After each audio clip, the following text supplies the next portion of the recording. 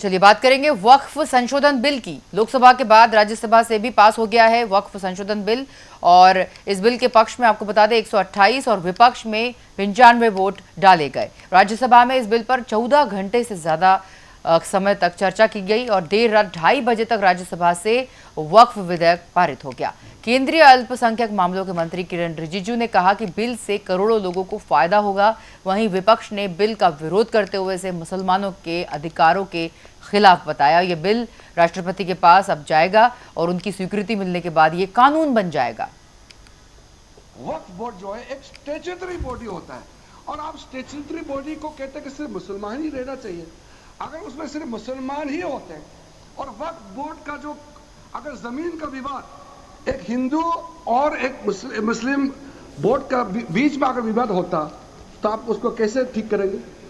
क्योंकि विवाद तो सिर्फ मुसलमान आपस में सिर्फ नहीं होता है। वक्फ बोर्ड का जो विवाद होता है वो गैर मुसलमान के साथ भी होता है। तो आप चाहता है कि इसका निर्णय ट्राइब्यूनल और वक्फ बोर्ड में सिर्फ मुसलमान ही बैठे और हिंदू का साथ विवाद होगा, बाकी किसी धार्मिक ग्रुप के लोगों के साथ विवाद होगा तो तय कैसे होगा?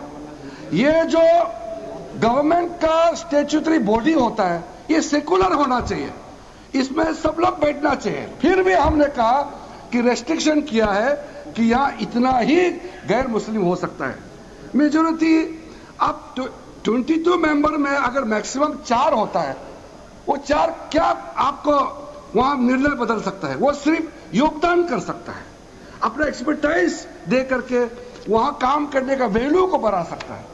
तो इस प्रकार का कई लोग, इसलिए मैं कहना चाहता हूं कि आप लोग समझदार नहीं है तो ये मैं कह नहीं सकता हूं क्योंकि समझदार ही है, लेकिन कहने का जो तरीका या आपका सोचने का तरीका इसमें और हमारे सोचने का तरीका में अंतर है।